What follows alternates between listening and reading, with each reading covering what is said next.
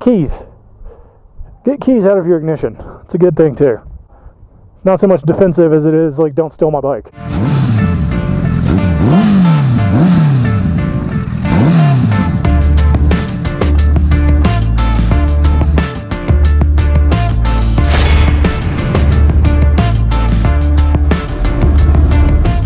Look, interwebs, I'm getting gas. Shocking, I know. That's actually an entire muffler.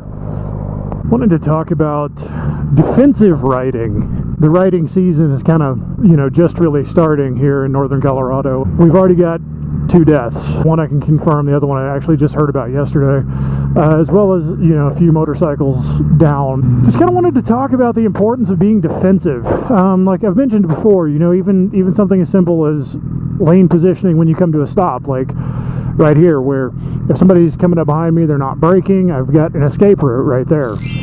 Riding defensively is something that, it's not a luxury, like it's not even like defensive driving where you have to be careful, but you might get into a fender bender or something.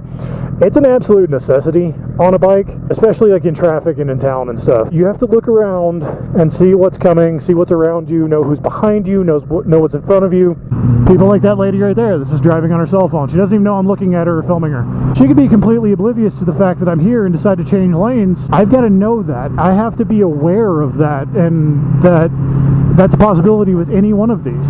There's so many different things that you have to be aware of when you're on a bike. We don't get bikes because they're boring. We get them because they're fun, and there is a time and a place to have that fun. If you've seen my videos, you've seen that I get to a dizzying 55 miles an hour quite often. I'm very selective in when I do that. It's usually on roads I know very well. So I know where there's pull-offs, where there's turn-offs. I can see, what kind of traffic and everything's going to be there. I'm not going to do that in town. In town like this, I keep it pretty low-key. Yesterday, I was actually out riding within, I think it was 3 blocks. I had somebody do a U-turn in front of me, and also somebody do just a complete left-hand turn, had to lock down the brakes. And right in front of me, and this is actually right down the road from where there was just a motorcycle death from a left-hand turn 2 days ago. So, it happens all the time, and especially in town and in traffic and stuff. If I'm feeling just a little like, kind of not all there, you don't feel as with it as you do, other days. If I'm like that, I won't even ride. It's those times whenever things get really dangerous, I may not have the reaction times that I need to have. I may not have the awareness that I need to have. We know as a motorcyclist is dangerous. We know, despite whatever we tell anyone, that there's every chance that car could have turned right in front of me. There's every chance that this person could just change lanes and for no reason, right into me. There's every chance of a careless left-hand turn. There's every chance that somebody's going to rear-end you, not paying attention.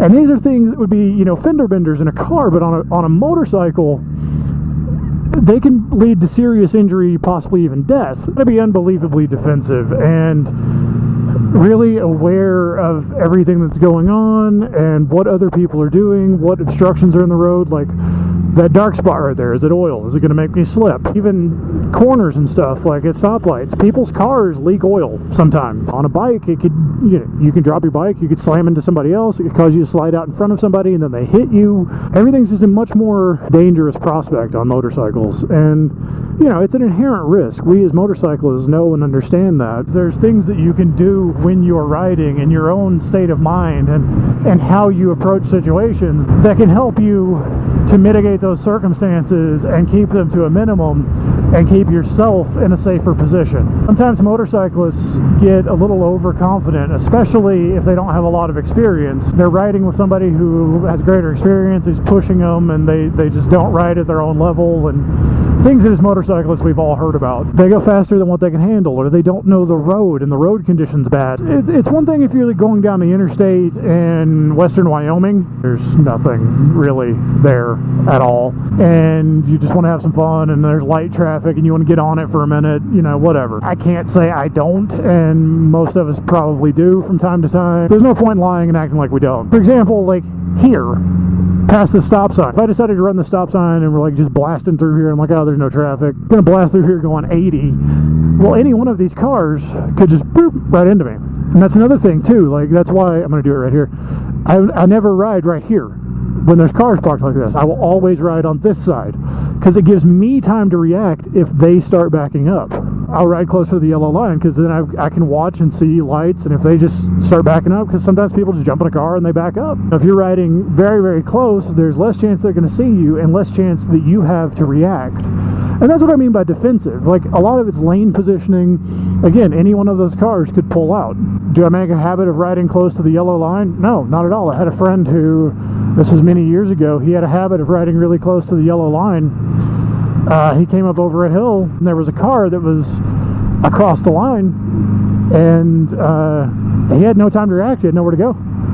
And he went head on into the car, head straight into the windshield, and, you know, he passed away. Again, I don't make a habit of riding close to the yellow line by any means, but there's certain times where it is safer. And like in being defensive, you have to watch a lot and understand lane positioning and when you should be where. Like, for example, if I were closer to that truck and there's, you know, a driveway and I see a car that's pulled up and they're getting ready to pull out, I would ride over here and I would actually try to make some light weaving motions to get motion on my headlight, because there's more likelihood that they're going to see me.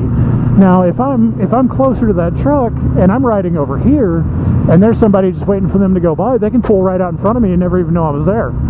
Now, granted, at this distance, you know, there's no excuse really. If somebody's waiting to make a left-hand turn across this road, and I'm up close to that truck, and I'm right here, as far as lane position goes, that car oncoming, or truck, or motorcycle, or whatever it may be, they may not even see me. They may not have any idea that I'm there. If I'm up right there close, and I'm like just hugging this line because I'm terrified of riding in the center or whatever, somebody could easily make a left-hand turn right into me because they don't know I'm there at all, you know. So a lot of it is like staying where you can make sure that you can see your own obstructions, because then they're more likely to see you.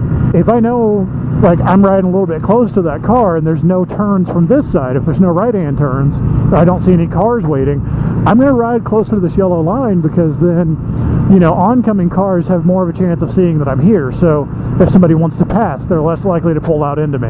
Somebody wants to make a left-hand turn, they're more likely to see me and not do that. Now, if I'm riding over here because I'm closer to that truck, let's say, and I see like that car had pulled up to the stop sign, well, I would then transition to like more over here and start kind of weaving a little bit in my lane to make sure that people see me here and people see me here. And it's little things that I kind of, over the years, I've started doing kind of more instinctually. But I do realize that there's a lot of people that don't do that. If I wake up and like my mind's not quite right and I'm like, you know, I don't know if I'm really feeling this today, I won't go ride, because there's so much that you have to process. Because you see that dark spot, what is it? You know, there's like a slight shadow in the road. Is it something that's going to puncture your tire? Is it going to throw you off? Is it an animal? What is it? You know, even down to these lines, if you don't know, the tar snakes is what they're referred to, the darker lines where they put new tar in the road to fill cracks. Those, especially on a hot day, can catch your tire and start doing this along with them. So, you know, you got to be aware of that. Cracks in the road, they can grab your tire and throw you off, so you got to be aware of that.